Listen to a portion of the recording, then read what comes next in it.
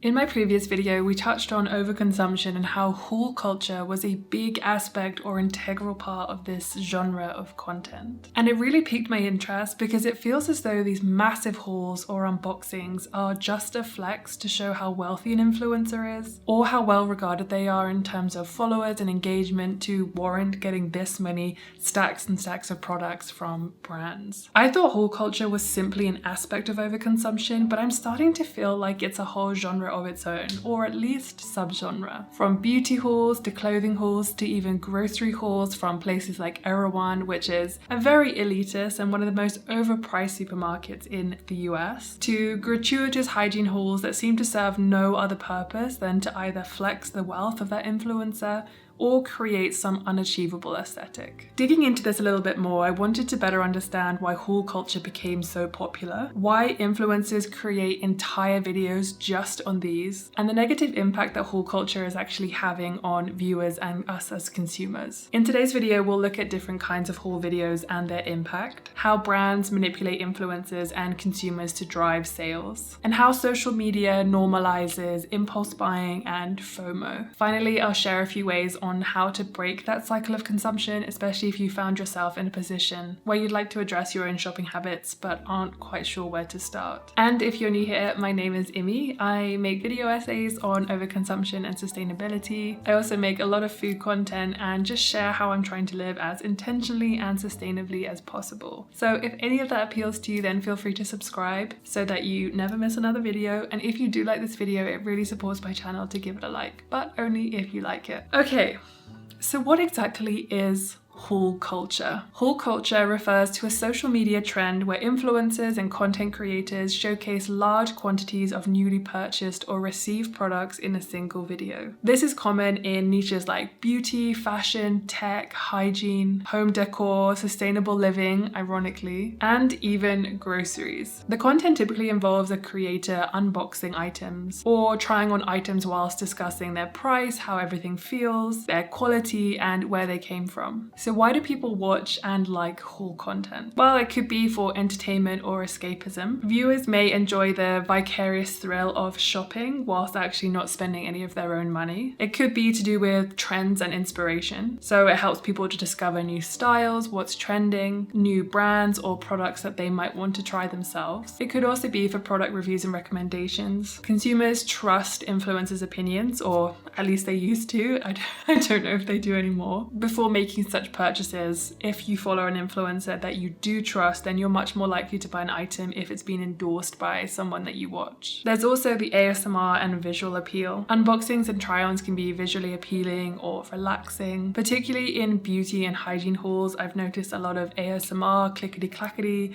with nails on bottles, which I personally don't like, but clearly a lot of people do, otherwise they wouldn't watch them. Or there's lots of hangers on rails when they're doing kind of like a multitude of clothing where they're like click, click, click, click, click. Yeah, those are popular too. To me, it's like Marmite. You either love it or you hate it, and clearly a lot of people do love it. Otherwise, influencers just simply wouldn't do it. Or finally, it could be aspirational content. So you might be watching luxury or high volume hauls because they can create a sense of lifestyle aspiration. So that's why people might watch the content, but why do influencers actually create the content? Apart from obviously getting the views because people like watching it. So the first one is obviously engagement and views. Haul videos do consistently perform well due to the high audience interest. And as I just said, influencers would not make them if they did not perform well, especially if we're thinking about platforms like YouTube where you earn AdSense, or TikTok where you have a creator fund. The longer the video and the more views you get, the more money you're simply going to earn. Which leads me on to number 2, which I think is most important, and that is affiliate links and sponsorship. So many hauls, if not all of them, will include affiliate links, and these links will take you directly to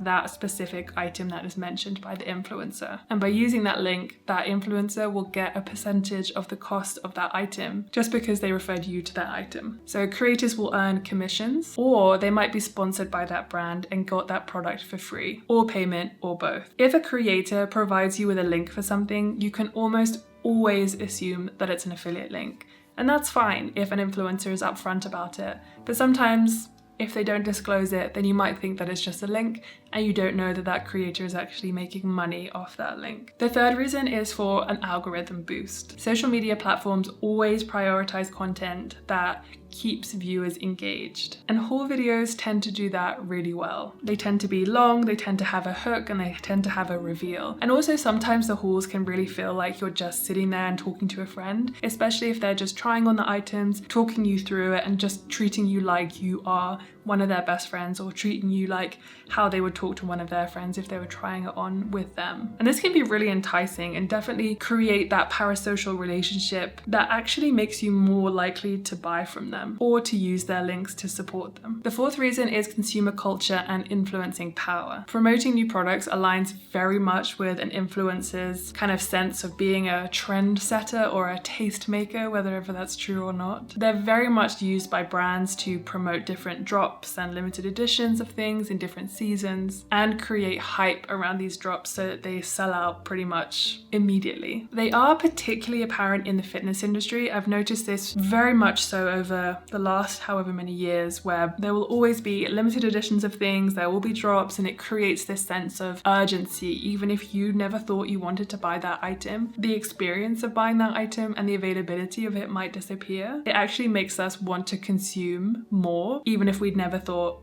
that we needed that item in the first place. Other possible reasons that creators might do these haul videos or engage in these unboxings are for clout, to flex wealth, potentially get a viral video, brand bait. If you don't know what brand baiting is, it's just essentially where an influencer will post a bunch of content about a specific brand and tag them in the hopes that that brand will then get in touch to sponsor them and pay them. Or it could be just to earn money from AdSense or the TikTok Creator Fund. The longer the video, the more ads you put in, the more money you make. This is all well and good, but what are the negatives or the downsides to haul culture? It might be seemingly innocuous, but there are actually a lot of negatives that can have a serious impact on people's lives. The first one is obviously overconsumption and waste. It encourages excessive buying, which can lead to unnecessary waste, especially in fast fashion and beauty. Although I will say that the grocery hauls from Erewhon also lead me to believe that there might be potentially a bunch of food waste happening, especially in the taste test videos. There's also massive financial pressure. It creates unrealistic expectations, making viewers feel like we need to spend more money to keep up with the trends. And this whole social comparison really fuels our spending. Not to mention, of course, the environmental impact of massive hauls. Many haul-heavy industries like fast fashion, for example, have huge ecological footprints. And we will talk about something called wardrobing later, which really does add to this whole ecological impact that the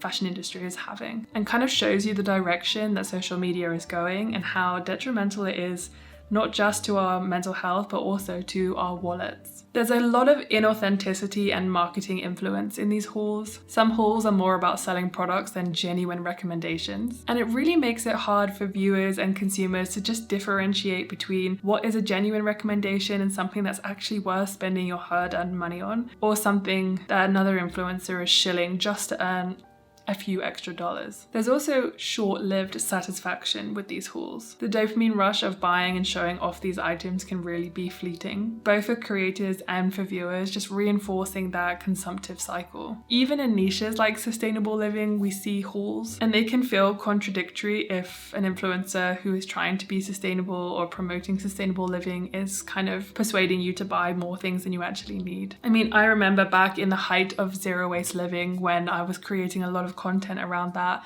we would talk about things like top 10 zero waste items to buy and best eco-friendly products to switch out to and things like that, which was massively contradictory. True sustainability is really not about buying better, it truly is about buying less and just simply using what you already have. I mean, I remember reusable cutlery sets that you would take on the go were things that were shilled very, very frequently, when really you could just take a knife and fork from your own kitchen, wrap it in a tea towel, and that would do. And then, you know, of course, like trendy coffee cups instead of an old flask you might have in the cupboard that doesn't look cool but serves exactly the same function. And lastly, hauls inherently make things feel less special. I mean, think about things that we've saved up for. or put on our wish lists and waited to buy. They seem to have just been stripped of their value. And I think that this has actually devalued things so much that we're unsure of how much something should actually cost, rendering the work that goes into more sustainable and ethical products kind of overpriced, when really fast fashion can only be affordable because it relies on labor exploitation and cheap materials. Okay, so what kind of hauls are there?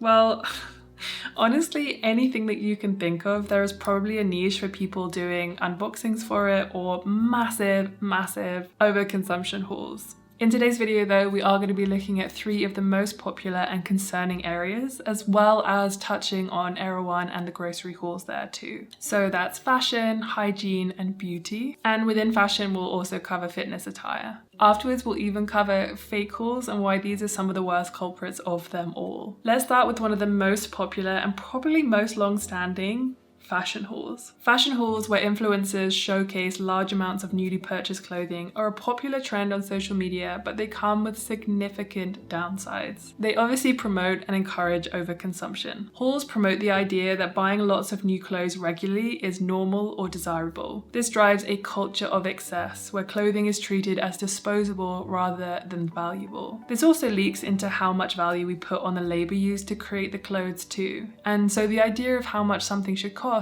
gets really distorted. These massive hauls fuel fast fashion and enormous waste. Most haul content features cheap fast fashion brands like Shein, Temu, Zara, and these companies produce clothing rapidly, inexpensively, and often at the expense of quality they'll likely wear out quickly, workers, low wages and unsafe conditions, and of course the environment. There's loads of textile waste, pollution, and massive overproduction. Each year, billions of garments end up in landfill. And one of the biggest culprits of this is Shein, who actually use hauls as a social media strategy because they have been wildly successful for the company, pushing Shein to the top of the fashion ladder and making it the world's most popular fashion brand in 2022. And I don't have the facts on this, but I'm not sure that much has really changed since. Another seasonal example is Zara ski wear. They even have a Zara ski pop-up in Verbier in Switzerland, which kind of feels oxymoronic since that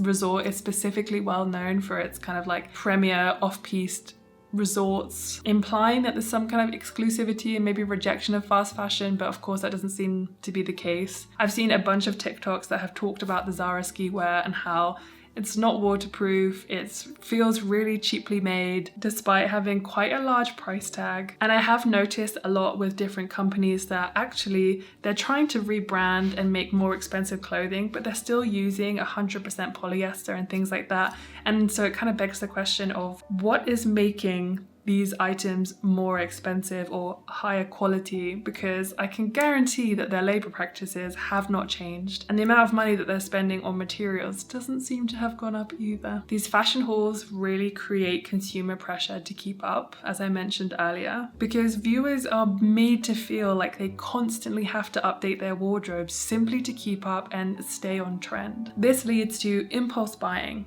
financial stress, a distorted sense of self-worth that is tied to material goods, which I guess is exactly how we're supposed to feel, because if our self-worth is attached to material goods, then we're going to spend so much more money. And boom, a new outfit means that our self-worth is being completely reshaped and we are feeling great about ourselves. But how long does that last? Because haul culture encourages us to buy clothes for instant gratification, not for long-term use. And this really undermines more sustainable habits like investing in fewer but better quality pieces if you can, re-wearing and restyling existing clothes, shopping secondhand or repairing items, only buying what you need or truly love. I've also noticed some greenwashing through sustainable clothing haul videos, because even eco-friendly hauls can be problematic, especially if they are promoting buying excessive amounts of items. Because as I said earlier, sustainability isn't about buying better, it's simply about buying less, using what you have and repairing. And we we've seen time and time again with fast fashion brands creating eco lines, but they're still pushing overconsumption, they're still using unethical labor practices, and they're only doing it if it's trendy. So if sustainability was not trendy or it wasn't trendy, then they wouldn't be pushing these items to try and bring in either a new audience or to retain their current consumer base that have decided that they want to be a bit more eco-friendly. It's actually been quite disappointing to see some fashion brands that I did initially like because they seem to be based on good sustainable and ethical practices, but they seem to have evolved to put profit and scale above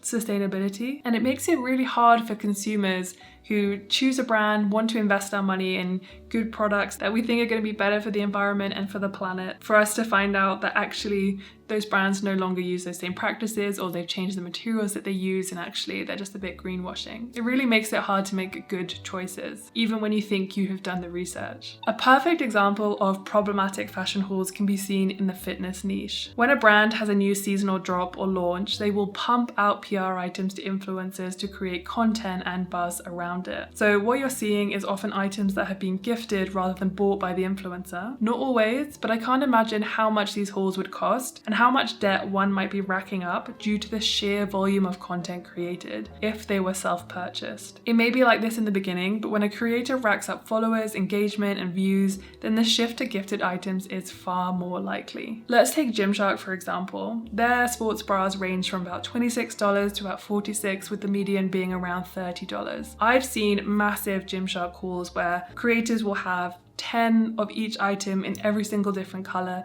and that's like $300 just for a set of 10 bras. And then if you're also going to be showcasing the shorts, the leggings, the jumpers, the bum bags, these hauls could end up being between $1,000 and $2,000. And if you're not being sponsored by that brand and you're using that money yourself, I can't imagine the financial stress that you're putting yourself under just to brand bait or to create content that is seemingly aspirational and probably contributes to what I mentioned earlier called wardrobing, but we'll talk about that a little bit later. It actually makes me wonder how many items are resold by influencers after they've received their PR packages and they've made their content, because they're not going to enjoy all of the colors. There might be ones that suit them, there might be items that look better on them and others that don't. I find it a little distasteful to sell items that you were gifted for free rather than simply using that as a great opportunity to do a free giveaway to your followers or your subscribers who are the reason why you're making so much money in the first place. So in summary, fashion hauls really glamorize a consumptive-driven lifestyle that's not only harmful to the planet, but to garment workers and to consumers. They normalize waste and fast fashion and often conflict with values like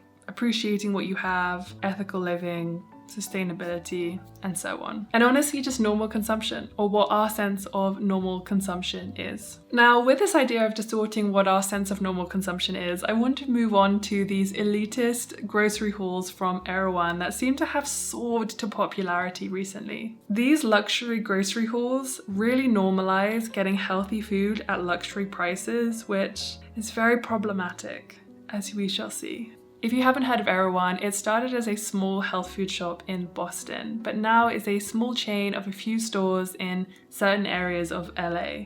And their prices mean that they really appeal to the wealthy, wellness influencers, and celebrities. Over-the-top Erewhon grocery hauls have become a trend on platforms like TikTok and Instagram, where influencers casually drop hundreds of dollars on wellness shots, adaptogenic lattes, and perfectly packaged organic snacks. While these videos are visually appealing and often marketed as health inspiration, they can quietly reinforce the harmful idea that true health and wellness are only attainable if you can afford premium luxury groceries. This not only alienates viewers on tighter budgets, but it also equates well-being with wealth, turning nourishment into a kind of status symbol. The underlying message? That unless you're shopping at a high-end, exclusive store like Erewhon, you're somehow not doing wellness right. It's definitely a form of lifestyle elitism that can make viewers feel inadequate, lacking, bad about themselves, or simply that they will never achieve true wellness because they can't afford this luxury lifestyle. Especially in a time when food insecurity and rising grocery costs are a daily reality for many. Instead of making wellness more inclusive, these hauls often glamorize excess, often under the guise of health, overshadowing the fact that eating well doesn't have to mean spending a bunch of money. The reason I bring this into the discussion is because of the rise of influencers doing these outrageously expensive hauls from Erewhon, or these kind of taste tests of singular expensive items, like the $19 strawberry. Now, this strawberry is $19 because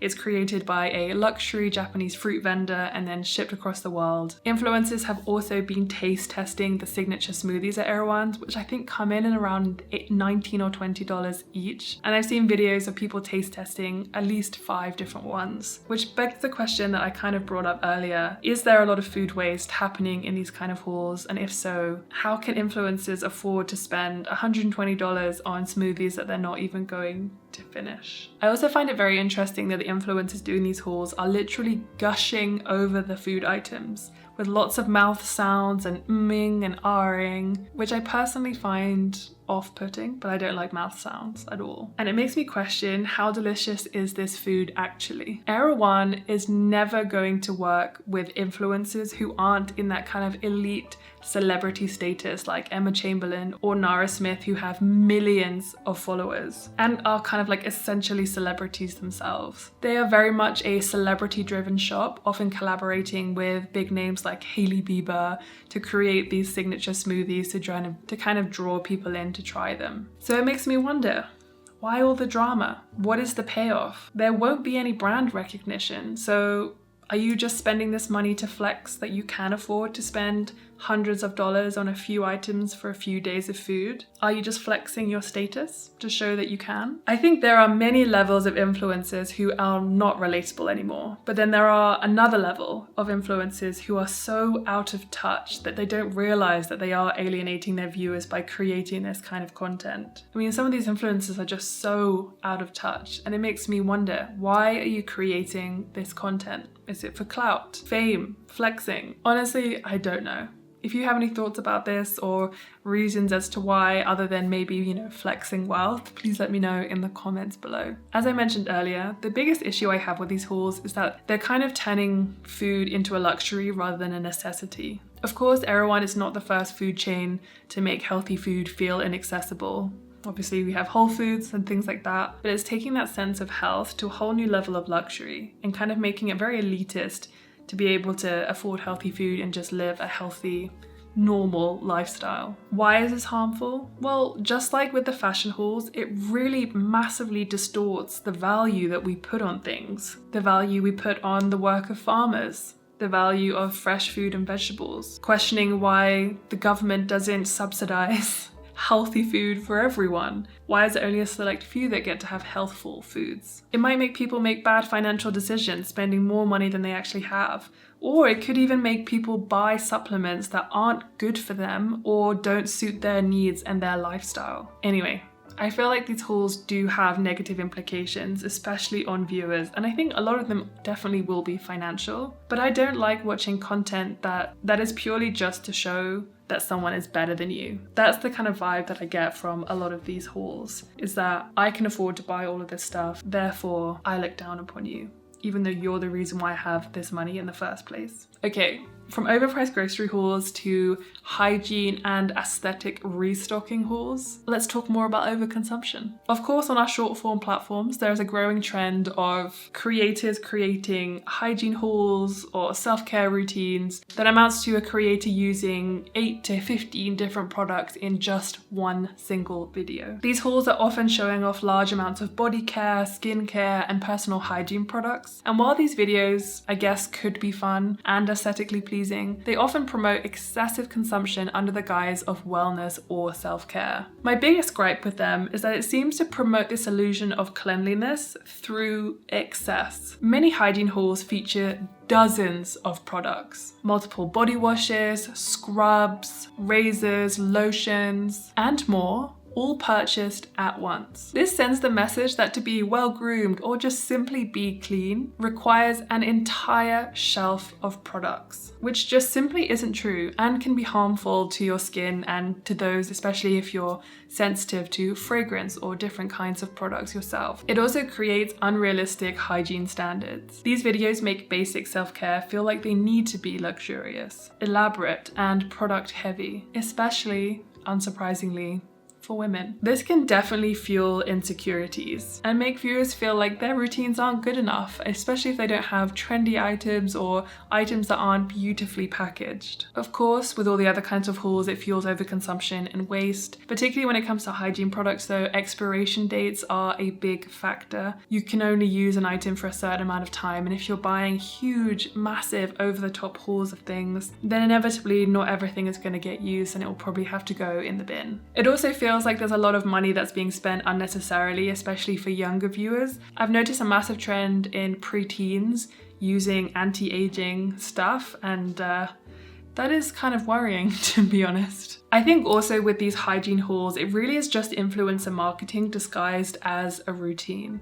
Many of these hygiene haul videos are sponsored or include affiliate links, meaning they're part of a larger marketing campaign. But because they're framed as casual routines, viewers may not realize that they're actually being sold to. And just remember, if that's hard to believe, many of these viewers might be young or impressionable, and marketing is specifically designed to manipulate viewers and to target certain demographics, certain insecurities, and certain audiences. I mean, the amount of Botox ads that I now get on any YouTube video that I watch, it's quite insulting, to be honest. You also have this really big tension between self-care and consumerism. At its core, hygiene is about health and well-being, not aesthetics and excess. These hauls really blur the line between taking care of yourself and buying more to feel better, reinforcing the idea that our self-worth is tied to what we own. Hygiene hauls on short-form platforms often promote consumerism disguised as self-care. They encourage waste, unrealistic standards, and the belief that you need endless products to be clean or worthy, all of which undermine more sustainable, simple, and mindful approaches to self-care. When it comes to aesthetic restocking videos, to me they also seem like hauls because they just seem to be restocking excessive amounts of things, like the hygiene hauls that we just covered, but these will often be themed. So it could be a pink nightstand restock or a pink fridge restock. And to be honest, these are clearly not restocks, but rather just stocking items that a creator is going to get bored of or the trend cycle is going to move on from in a week or two. Which again makes me think about all the waste that must be happening to kind of keep that restocking content cycle going. These themed restocking videos, where influencers dramatically refill drawers, shelves, and containers with dozens of snacks, toiletries, or cleaning supplies, can seem satisfying and aesthetic, but they often promote overconsumption and unnecessary excess. These videos also normalize the idea that you need large quantities of everything at all times,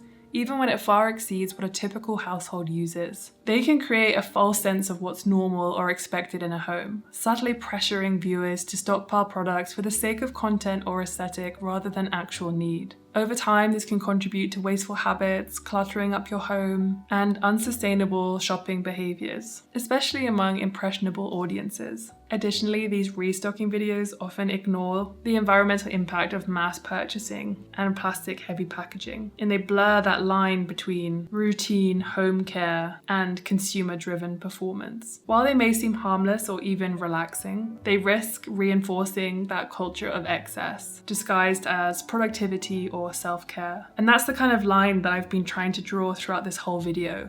Why haul culture is so negative and can be so damaging, because it really blurs that line between what we need, what we want to use, and what is just simply excess and not actually helping contribute to a happier or healthier life. Now, before I move on to the helpful tips, the last thing I want to talk about is fake hauls. And you might be thinking, what do you mean fake hauls? What could possibly be fake about these hauls? Well, yet another growing trend across these platforms are fake hauls, where influencers showcase massive purchases, often luxury items, clothing, or home goods, purely for content. But what many viewers don't realize is that actually most of these items will then be returned once the content has been created by the influencer. This practice, which I think is probably mostly related to clothes, but is more far-reaching than that, it's called wardrobing, something I mentioned earlier. This involves buying products with the intent of using them temporarily for a photo shoot or creating content, and then returning them as if they were unused. And from a little research and a little digging, this is actually first-party fraud. At first glance, these hauls might just seem aspirational or a bit of light-hearted entertainment, but they can actually carry real consequences for viewers, retailers, and the planet. In fact, wardrobing is such a big issue that a recent survey by Deloitte and Apprice Retail, I think, reported that last year, this kind of phenomenon resulted in a $103 billion loss for retailers. And this doesn't just harm big companies, it also harms small businesses as well. They lose all of those transaction fees. A lot of the items can't be worn again if there's some kind of stain on it or something like that. If the products aren't clothing and they get returned and they've been opened, like skincare, those obviously can't be resold, and a lot of things have to be sold at a discounted price. These fake hauls create false standards and, as mentioned throughout this video, substantial financial pressure. When influencers post massive hauls filled with designer bags, high-end skincare, or the latest trends, they're often flexing a lifestyle they're not actually living. For viewers, especially younger audiences, it sends the message that wealth, constant newness, and abundance are the norm, when in reality it's often staged and temporary. This fuels unrealistic expectations, encourages impulse shopping, and leads people to believe that they're falling behind if they can't afford to keep up, which is very sad. It also increases environmental waste and returns related pollution. Even though items are returned, there still is a significant environmental cost. As already mentioned, many of these items can't be resold, and a lot of them are simply discarded or incinerated. The shipping and return process also has its own environmental impact with the ferrying of things back and forth. And all of this activity happens not out of need, but purely for content creation. Perhaps most importantly, this reinforces the idea that our value is tied to appearing wealthy or excessive, rather than living a life of intention or authenticity. I think fake hauls reduce shopping to a visual performance, one that prioritizes how things look on camera over whether it's something that you truly love, fits you well, and suits your needs. It also really minimizes the work that goes into producing those products, as I've mentioned throughout this video. Whether it's the garment workers behind a pair of jeans or the resources used to create a bottle of skincare. Fake hauls and wardrobing may seem like clever hacks for engagement, but they ultimately distort reality, promote wastefulness, and place unnecessary strain on planet and business. They sell this fantasy of abundance while quietly fueling exploitation and environmental harm, all for a few seconds of viral content. Now, it's not just influencers who are to blame for this kind of culture. Brands should definitely also be held accountable, because it's quite clear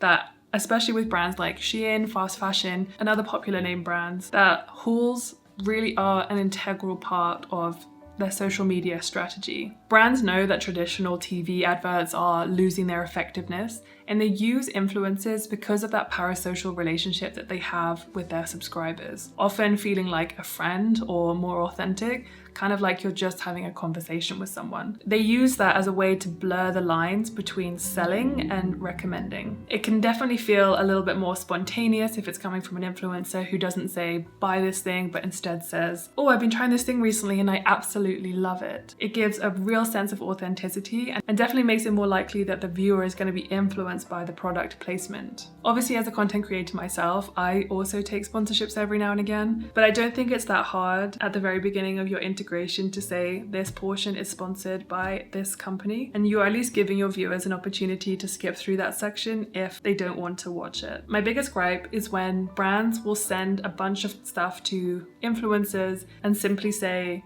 we don't expect anything, do whatever you want with it, knowing that the influencer will then post content with all of those products. But there's a lot of playing fast and loose with who actually discloses that these things were gifted and who says that they were bought. Because PR hauls aren't just gifts, they are specific seeding tools by brands. Brands know that even an unpaid mention could end up in thousands of dollars of sales, especially if that influencer is incentivized through a product link. If you are tired of over-consuming and you want to address your own consumption habits, or you just want to try and block out some of the advertising that is very prevalent everywhere, then here are my top tips for breaking that consumer cycle. The first one is just to simply pause before you purchase. Start by creating some space between that impulse and actual action. Ask yourself, do I really need this? Was I influenced by someone to buy this and I don't actually want it? How long will I use this or love this? If I wait 1 week or 1 month to buy this item, will I still want it? Track your spending and your triggers. You would not believe how impactful simply tracking your spending can actually be. I myself am on a low buy year, and I have found that tracking my monthly spending every single month has had a massive impact because it's just brought me some awareness as to what I'm spending my money on. It will also give you a bit of clarity. Are you shopping out of boredom? Are you shopping out of stress, comparison, or for content? Noticing patterns can really help you address some of those emotional triggers that might be leading to consumption. And to be honest, in today's climate, I can totally understand if you are stress shopping. But if you want to use that money to spend on something else, then maybe even having a list of the things that you want to be spending your money on and kind of sinking funds that you need to be saving for, that can also help narrow your vision onto what you want to be spending your money on. You could also try a low buy or a no buy challenge. A lot of people are doing low buys because we are heading into a recession. But if you're finding that you're still spending money and you really just can't afford to, then turning something into a challenge can be really helpful just to kind of motivate you to get started. And then you'll realize that you're saving a bunch of money, you're feeling less financially stressed, and it will just become behavior. Shop your home first, or do a little swap with friends. Before buying new, check what you already have. This can even apply to groceries. Check through your cupboards, your fridge, make sure you're not double buying anything. Go through all of your clothes, make sure you're seeing everything and just taking stock of what you already have. This might make you realize you already have a lot of stuff and prevent you from buying something new. I think most importantly, curate your digital space or your digital environment. Mute accounts that you want to support but you are triggered by their content. Unfollow any influencers who are pushing overconsumption and hauls and just aren't someone that really gives you a positive outlook on how you should be spending your money or how you should be consuming. Unfollow them all. Block them if you want. Curate that space. One thing that's been really impactful for me is to focus on enough and not excess. Just looking at my things and being grateful for what I have. Redefine what enough is for you so that you're not constantly influenced by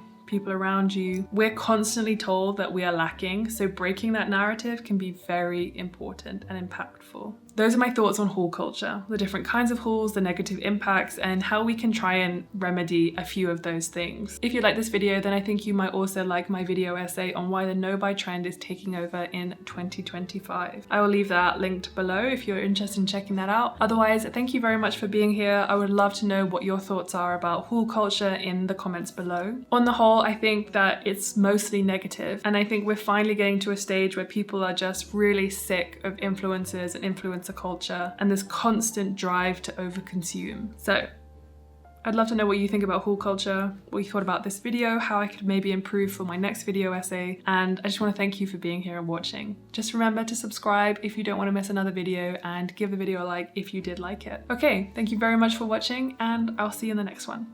Okay, bye.